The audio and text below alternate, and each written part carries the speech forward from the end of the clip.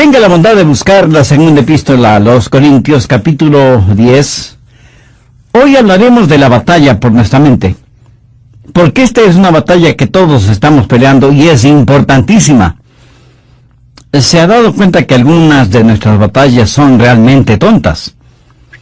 Escuché de un hombre que se puso a dieta tratando de perder peso, pero en su camino hacia el trabajo había una cafetería.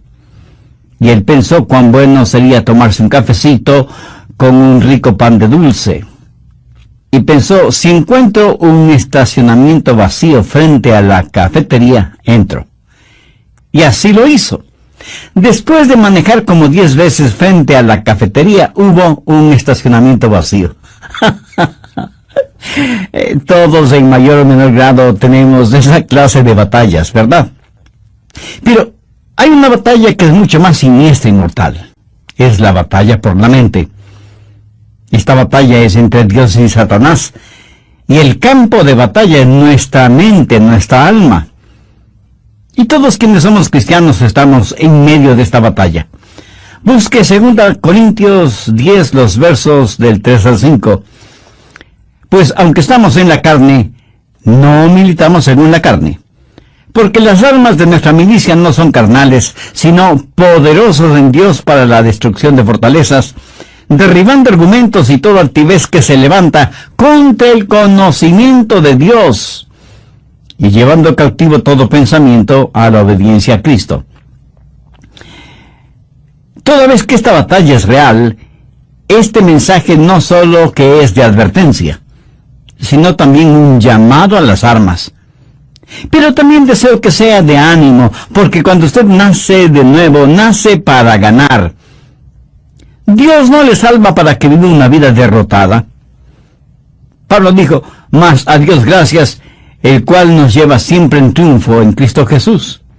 El plan de Dios para cada uno de sus hijos es de triunfo y de victoria en nuestras mentes. Quiero destacar 3 puntos en esta batalla por nuestra mente. Primero, las armas de nuestro enemigo. Veamos nuevamente el verso 4. Porque las armas de nuestra milicia no son carnales, sino poderosas en Dios para la destrucción de fortalezas. Ahora, ¿quiénes son los participantes en esta guerra? ¿Quién ha declarado la guerra contra su mente, contra su alma? Nuestro enemigo no lo podemos ver física o carnalmente. Busque Efesios 6:12. Porque no tenemos lucha contra carne y sangre, sino contra principados, contra potestades, contra los gobernadores de las tinieblas en las regiones celestes. El diablo se ha ubicado en lugares estratégicos para hacerle la guerra a usted, y cuenta con una multitud de demonios para ese propósito.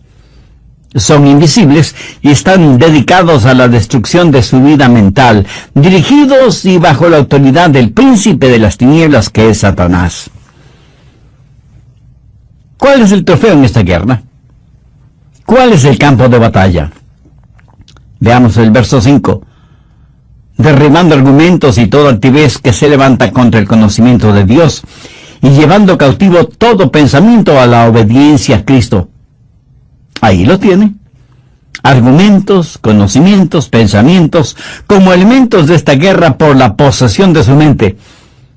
Satanás quiere conquistarla para poder controlarle a usted y luchar contra Dios. Hay una diferencia entre su mente y su cerebro. Los psicólogos del comportamiento no reconocen esa diferencia, pero la Biblia ve esa diferencia en forma muy clara. Su mente no es la que piensa, sino su cerebro, y la relación entre mente y cerebro es la misma que existe entre un guitarrista y su guitarra. El guitarrista utiliza la guitarra para expresarse por medio de la música. Hay una diferencia entre mente y la materia gris de su cerebro. Mente y cerebro son 2 cosas separadas. Y tengo que reconocer, para efectos de la ilustración, que aunque todos tenemos guitarritas, algunos tienen mejores guitarras que otros. Quiero decir, tienen mejores cerebros que otros. Ahora escúcheme atentamente. Cuando usted se salva, tiene la mente de Cristo.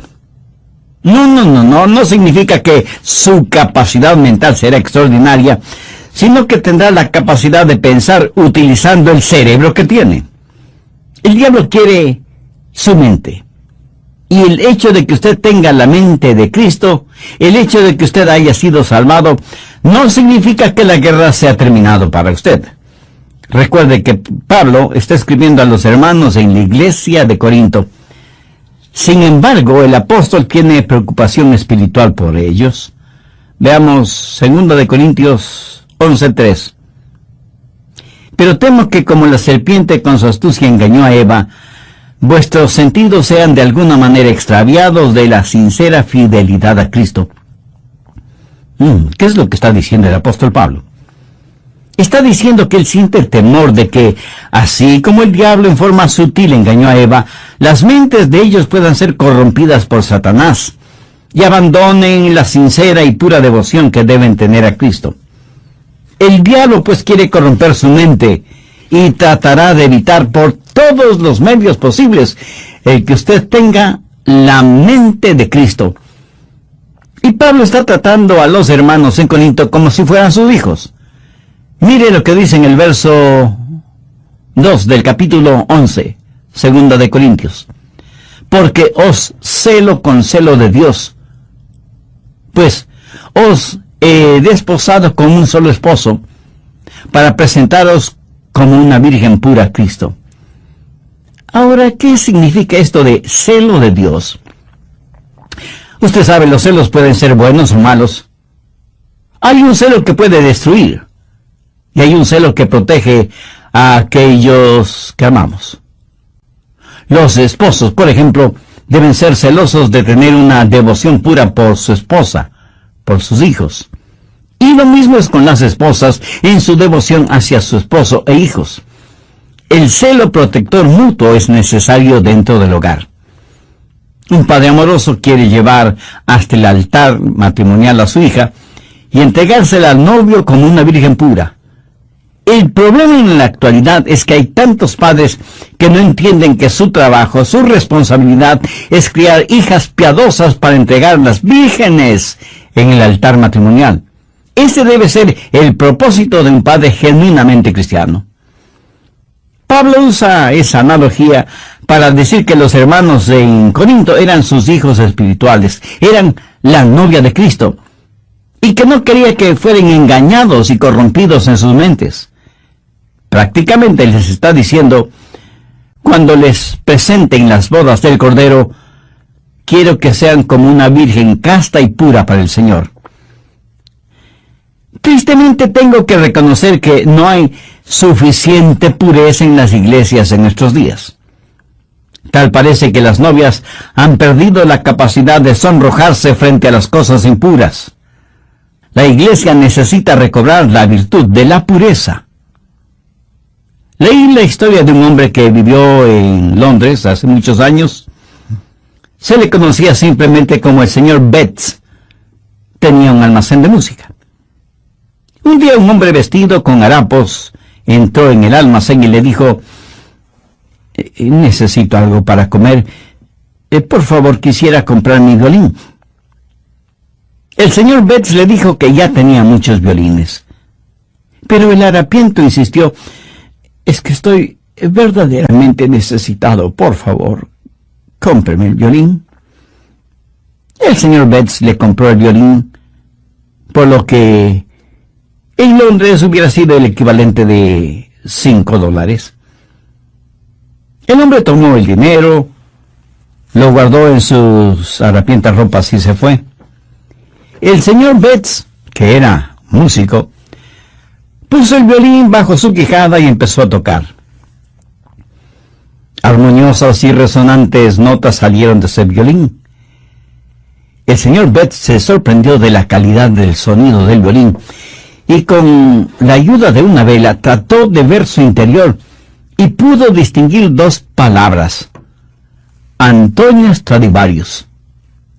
Y se dio cuenta que tenía un verdadero tesoro en sus manos. Y el hombre de harapiento se lo había vendido por el equivalente de $5.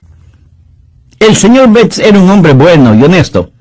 Salió a buscar al hombre harapiento, pero nunca lo encontró. Muchos años después, el señor Betts vendió ese violín por $5,000.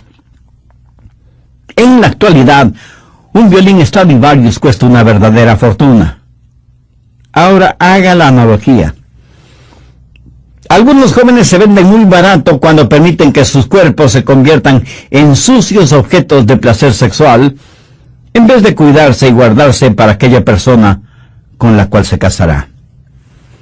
Pablo dice, como un padre quiere proteger a su hija para presentársela pura a Cristo, así quiero protegerles a ustedes que forman la iglesia para que tengan una mente pura y una sincera devoción por Cristo.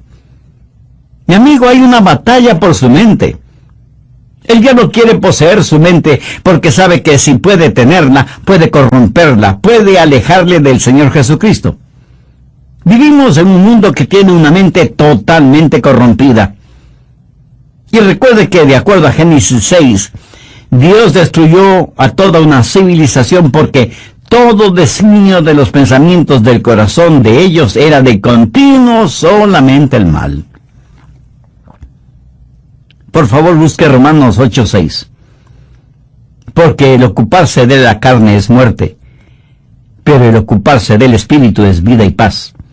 Y en Proverbios 23:7 leemos, porque cuál es su pensamiento en su corazón, tal es él. O sea, la Biblia claramente enseña que necesitamos guardar, proteger nuestra mente. De paso, quiero decir algo para aquellos que pudieran estar cautivos en eso de la meditación trascendental. Eso es muy, pero muy peligroso. ¿Sabe lo que la meditación trascendental hace? Abre su mente para los espíritus diabólicos. A los practicantes de esta forma de ocultismo se les dice que deben entrar en un estado de meditación, a fin de hacer contacto con los espíritus. Mi amigo, eso es como irse por la noche a la cama, después de abrir todas las ventanas y todas las puertas, y esperar para ver qué o quién entra en su casa. Y usted dice, espero esta noche hacer contacto. Sí, a lo mejor hace contacto, pero con espíritus diabólicos. Su mente debe estar fija, firme en el Señor Jesucristo. El profeta Isaías dijo, tú guardarás en completa paz a aquel cuyo pensamiento en ti persevera. El diablo quiere su mente para continuar con su guerra contra Dios. Y Dios quiere su mente porque es por medio de ella que Dios le habla, le alcanza. Busque Efesios 4, los versos 17 y 18. Recuerde que Pablo escribió esta carta a los hermanos creyentes y les dice, esto pues digo y requiero en el Señor, que ya no andéis como los otros gentiles, que andan en la vanidad de su mente, teniendo el entendimiento entenebrecido, ajenos a la vida de Dios, por la ignorancia que en ellos hay, por la dureza de su corazón. Cuando Dios se comunica con usted, lo hace a través de su mente. En la actualidad tenemos a personas que van a los servicios de adoración y ponen todo su énfasis en el emocionalismo. Permítame decir que Dios no se comunica por medio de sus emociones, porque las emociones son la parte más superficial de su naturaleza. La salvación es el trabajo profundo de Dios. La gente se emociona con el ritmo de la música, se les pone la piel de gallina y dicen que han tenido una experiencia con Dios, cuando la verdad es que solo han tenido un hipo emocional. Dios se comunica por medio de la mente, y no estoy hablando de un racionalismo o intelectualismo, hablo de que Dios se revela en su mente, y que Dios nos cambia, empezando con nuestra mente. En Efesios 4:23 Pablo dice, y renovaos en el espíritu de vuestra mente. Ahora, ¿cómo Dios le renueva a usted? En el espíritu de su mente. Usted puede cambiar su forma de vivir, cambiando su forma de pensar. Por eso en Romanos 12:12 el apóstol dice: no os conforméis a este siglo, sino transformaos por medio de la renovación ¿de qué? De vuestro entendimiento. Y aquí la palabra entendimiento significa mente. O sea que Pablo está diciendo que debemos ser transformados por medio de nuestra manera de pensar. Dios se comunica con usted por medio de su mente. Dios le cambia por medio de su mente. Y Dios le controla por medio de su mente. Recuerde lo que dice Romanos 8:6. Porque el ocuparse de la carne es muerte, pero el ocuparse del Espíritu es vida y paz. Dios nos controla cuando le permitimos que controle nuestra mente. Y eso es exactamente lo que quiere hacer Satanás, controlar nuestra mente para poder controlarnos a nosotros. Por lo tanto, la batalla por nuestra mente es real. Segundo, la debilidad de nuestra carne. Y es muy importante el entender esto. En nuestra propia carne, todos somos débiles. 2 Corintios 10:3 dice: pues aunque andamos en la carne, no militamos según la carne. En otras palabras, su carne, o sea, su estado natural, de ninguna manera tiene lo que se requiere para tener un proceso mental correcto. Y porque vivimos en la carne, todos tenemos problemas, desilusiones, enfermedades. Todos experimentamos las cosas mundanas de la vida. Y no piense que porque usted es ya salvo, va a vivir en un planeta diferente, inmune a las realidades de la vida en la tierra.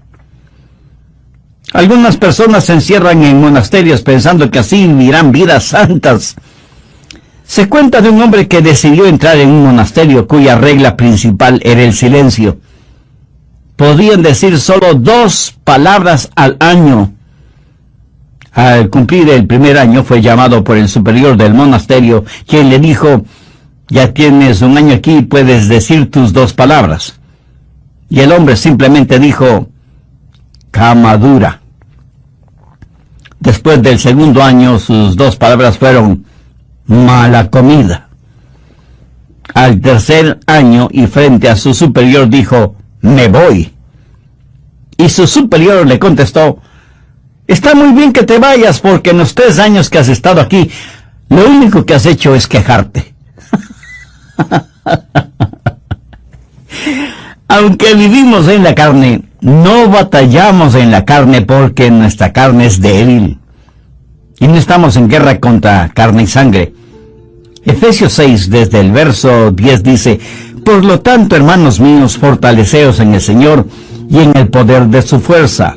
Vestíos de toda la armadura de Dios para que podáis estar firmes contra las acechanzas del diablo, porque no tenemos lucha contra sangre y carne, sino contra principados, contra potestades, contra los gobernadores de las tinieblas de este siglo, contra huestes espirituales de maldad en las regiones celestes. Deseo preguntarle: ¿quién controla sus pensamientos? Si todavía no tiene a Cristo en su corazón y su mente, el diablo los controla. ¿Quiere cambiar esta realidad? Entonces le invito a orar de la siguiente manera: querido Dios, deseo normar mi vida con pensamientos limpios, dignos, puros, y solo tú puedes ayudarme. Soy pecador, no solo por lo que hago, sino por lo que pienso. Señor Jesús, cuando entregaste tu vida en la cruz del Calvario fue para perdonarme y darme la oportunidad de una vida nueva, de una mente nueva, de un corazón nuevo. Deseo que seas mi Salvador y mi Señor y que tomes el control de mi vida. En tu nombre lo pido. Amén.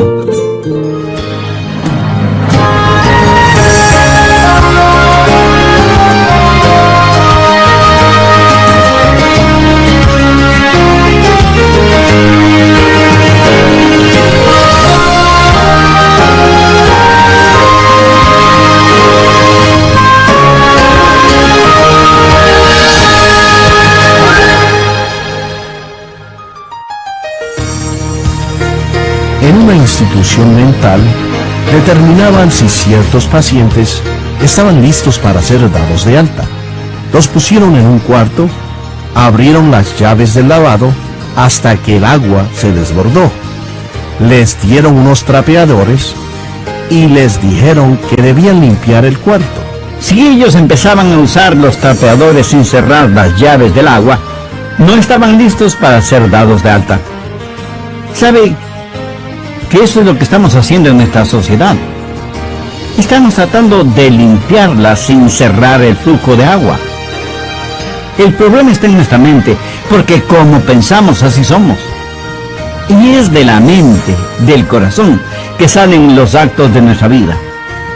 En Lucas 6:45 leemos: el hombre bueno del buen tesoro de su corazón saca lo bueno, y el hombre malo del mal tesoro de su corazón saca lo malo, porque de la abundancia del corazón habla la boca. Así como es cierto que un árbol de manzanas no puede producir piñas, de la misma manera un hombre de malos pensamientos no puede producir buenas obras. Bienvenidos, soy Andrés García Vigio. Escuchemos al doctor Adrian Rogers en la voz del pastor Lenín de Llanón en la parte final del mensaje La batalla por su mente. Mis amigos, nuestra batalla no es contra los partidos políticos, ni contra la oficina de impuestos, ni contra Hollywood, ni contra suegros, especialmente las suegras. La batalla de la mente es contra Satanás, y usted nunca podrá ser más listo que el diablo. Él se burla de nuestros esquemas, ridiculiza nuestras organizaciones, y aunque muchas personas piensan que esta batalla puede ser ganada por medio de la educación, eso no es cierto. Ahora escúcheme, de ninguna manera yo estoy en contra de la educación. Pero si usted educa a una persona que no conoce al Señor Jesucristo, lo único que hará es tener una persona más peligrosa, porque seguirá siendo un diablo, pero bien educado. Antes de ser salvo, yo tuve un amigo que era alcohólico y asistió a varios programas para rehabilitarse, pero luego aceptó al Señor Jesucristo como su Salvador, y esto es lo que él me compartió. Yo asistí a esos programas sin conocer al Señor Jesucristo. Era un borracho consuetudinario, y de esos programas salí siendo todavía un borracho, pero ahora tenía educación. Lo ve, la educación no es la respuesta. Pero tampoco la legislación es la respuesta para la mente.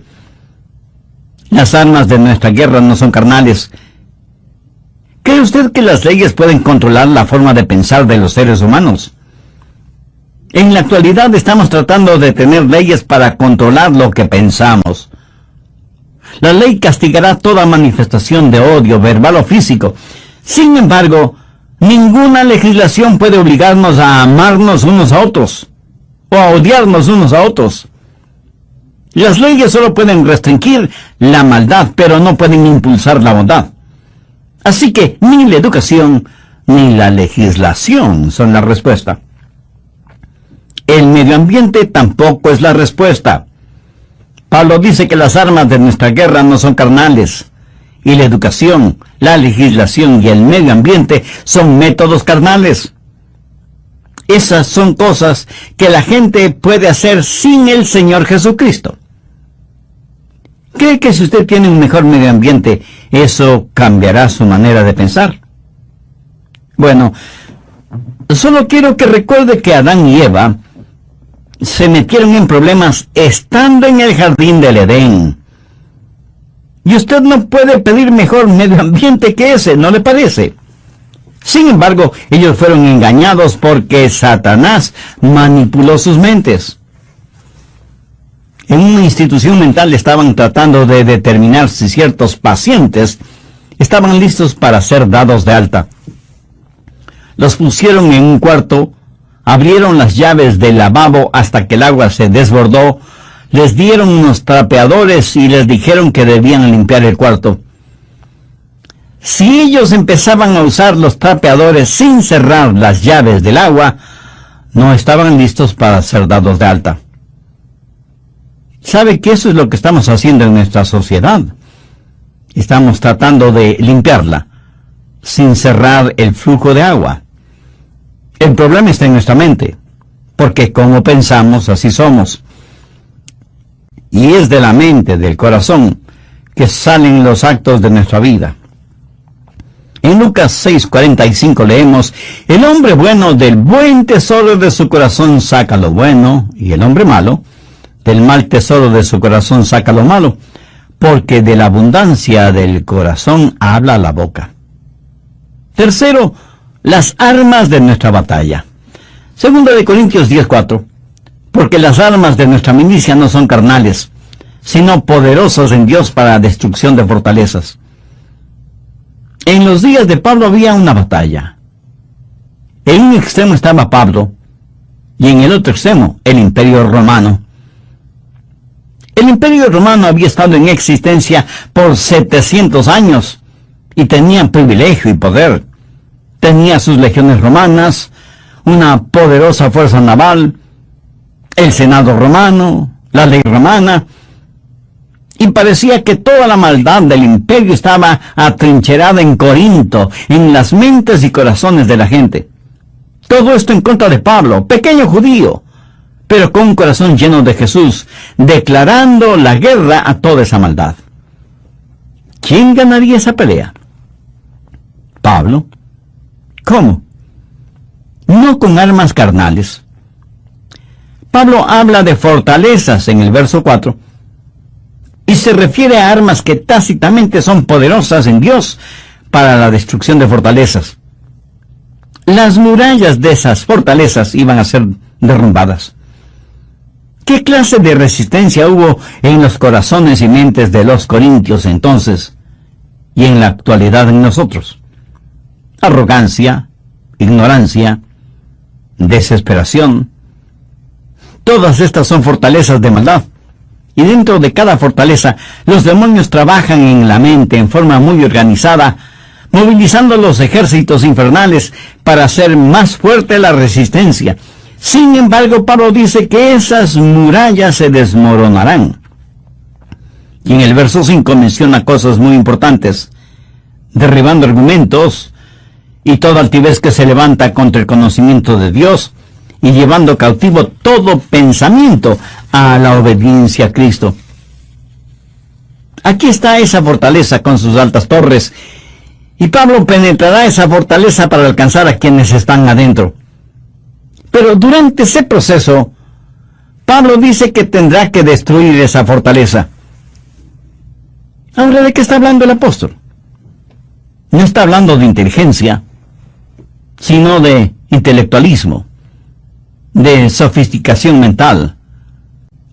Pablo sabe que dentro de esas fortalezas hay personas que están cautivas, y él iba a capturar a esos cautivos para traer todo pensamiento cautivo que estaba secuestrado por Satanás a la libertad de la obediencia a Cristo.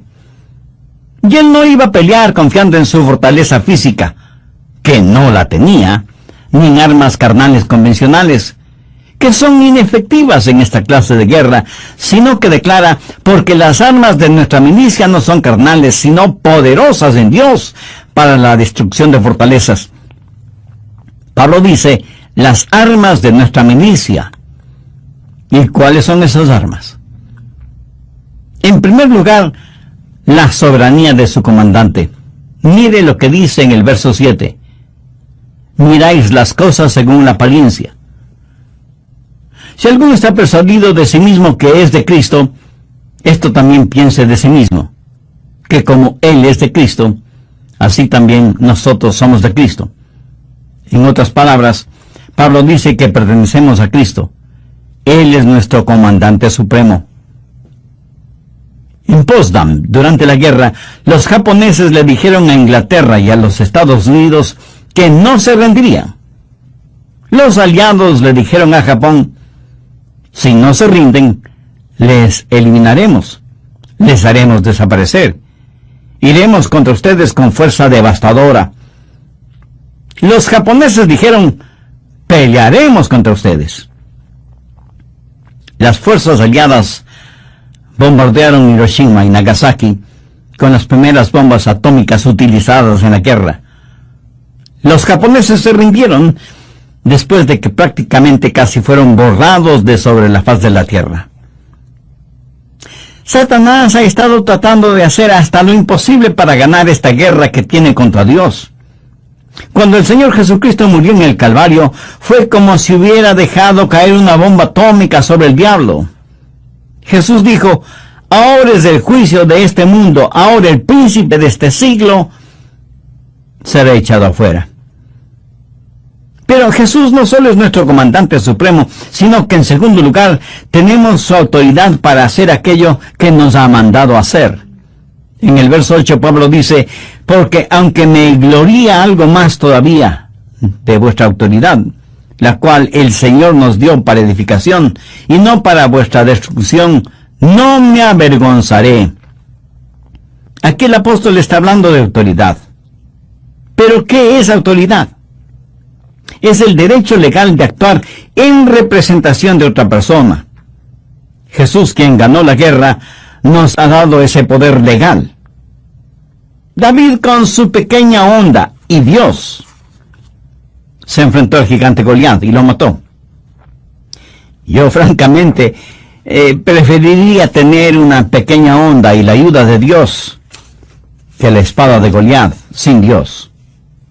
Jesús nos da esa autoridad. Anote al margen Lucas 10, los versos 19 y 20, que registran las siguientes palabras del Señor Jesús. Y aquí os doy potestad de hollar serpientes y escorpiones, y sobre toda fuerza del enemigo, y nada os dañará. Pero no os regocijéis de que los espíritus se os sujeten, sino regocijaos de que vuestros nombres están escritos en los cielos. Jesús dice que como hijos suyos tenemos poder, tenemos autoridad sobre todas las huestes diabólicas, pero que no debemos envanecernos ni regocijarnos por eso.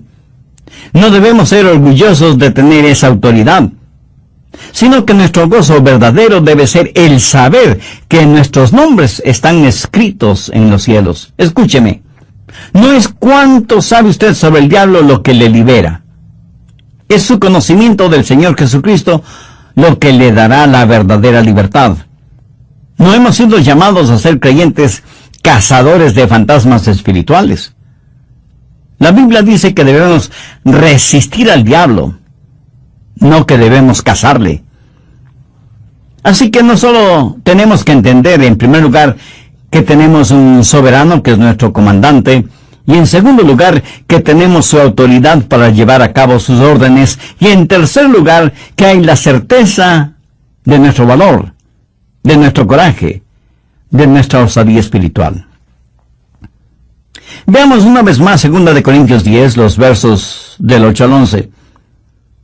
Porque aunque me gloríe algo más todavía de vuestra autoridad, la cual el Señor nos dio para edificación y no para vuestra destrucción, no me avergonzaré, para que no parezca como que os quiero amedrentar por cartas.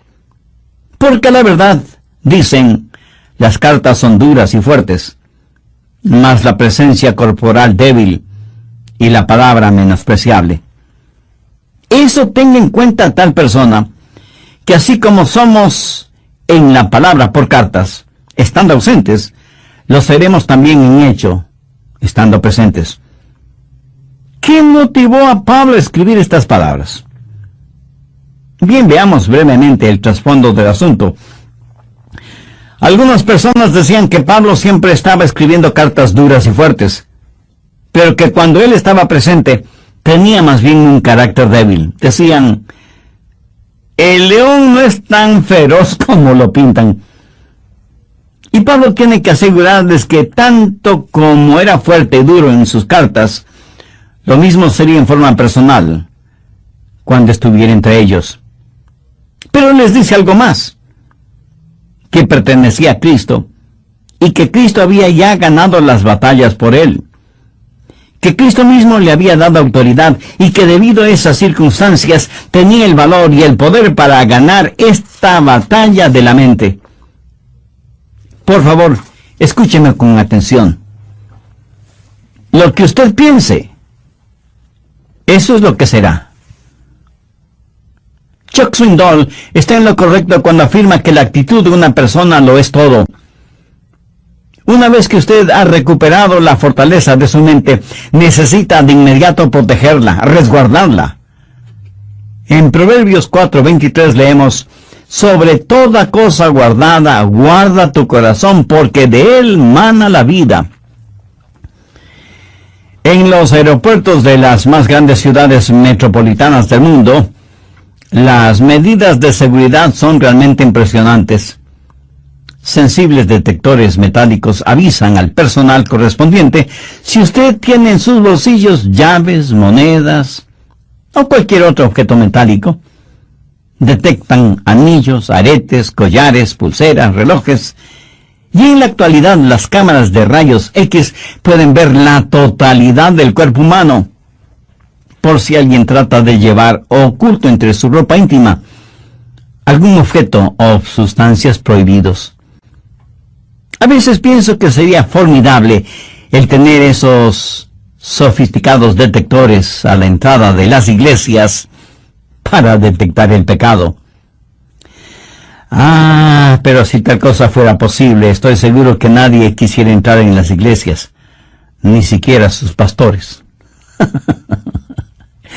En Filipenses 4:8 Pablo dice: por lo demás, hermanos, todo lo que es verdadero, todo lo honesto, todo lo justo, todo lo puro, todo lo amable, todo lo que es de buen nombre, si hay virtud alguna, si algo digno de alabanza, en esto pensad. Dios nos hizo de tal manera para que no podamos pensar en dos cosas distintas al mismo tiempo. Permítame explicar de esto. Si usted está pensando en algo que es bueno y correcto, de ninguna manera puede pensar al mismo tiempo en algo malo e incorrecto. Y usted no tiene que ser inteligentísimo para ver la lógica de esta declaración. Y aunque ya lo he mencionado varias veces, usted es lo que piensa. Proverbios 23:7 dice: porque cuál es su pensamiento en su corazón, tal es él. Proteja su mente. Tenga al Señor Jesús como el punto central de su mente. No permita que el diablo le robe la devoción de su corazón puro hacia el Señor Jesucristo. Viva permanentemente enamorado de Jesús y jamás se avergüence de confesar su amor por Él. ¿Se avergüenza usted de confesar su amor, de declarar su amor por la persona que verdaderamente ama? Estoy seguro que no.